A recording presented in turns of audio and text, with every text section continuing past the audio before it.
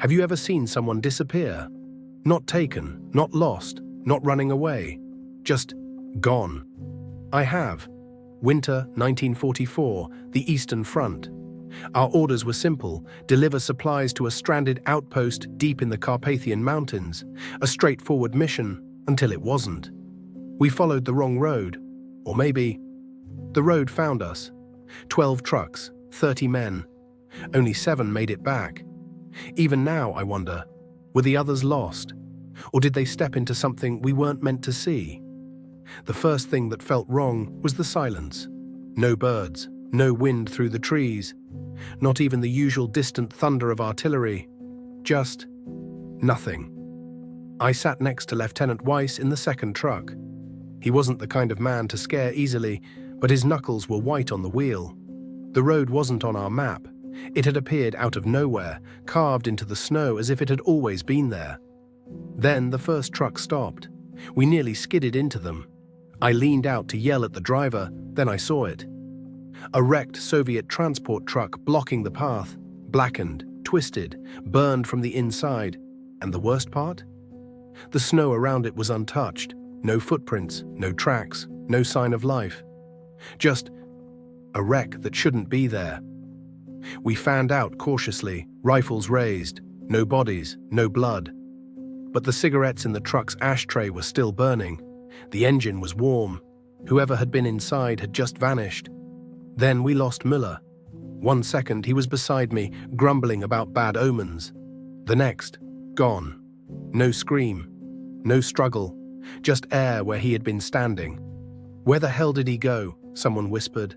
We fanned out, calling his name. The wind swallowed our voices. Then Bauer, our radio man, went pale. I heard him, he whispered. Müller, he called my name. I turned. His breath fogged the air. His hands shook. Then we all heard it. A voice, distant, hollow. Bauer. It sounded like Müller, but it wasn't. Men broke rank. Some ran for the trucks. Others raised their weapons, eyes darting through the mist. Weiss grabbed my shoulder. Get in the truck, now! Then the convoy lights flickered, engines sputtered, and then the road behind us was gone. Where the tracks should have been was only untouched snow. That's when the whispers started. Not German, not Russian, something older, something wrong. Then another gunshot. Kraus had fired into the mist. His face was white with terror. Then he screamed. His body twisted, arms outstretched, fingers clawing at the air. And then he was gone, just like Müller. Only this time we saw it happen. The fog shifted. Shapes moved within it. Tall, thin, watching. We tried to fire, but our bullets passed through them like smoke. Men shouted, panicked, scrambling into the remaining trucks. Weiss grabbed my arm, his breath ragged. This is not war. I wanted to agree, but this was worse. At least in war, you can see your enemy. This question mark. We weren't fighting anything. We were being hunted. We ran, through the mist, through the trees. Then, suddenly, we were back, standing on the real road. Our trucks were there, lined up neatly as if nothing had happened. The supplies were untouched, but half our men were missing. No tracks, no sign of a struggle, just gone. The official report called it a navigation failure, a storm, an ambush. But I know better. That road wasn't on any map. It appeared when we needed it. When we had no other choice but to follow. And when it was done with us, it disappeared.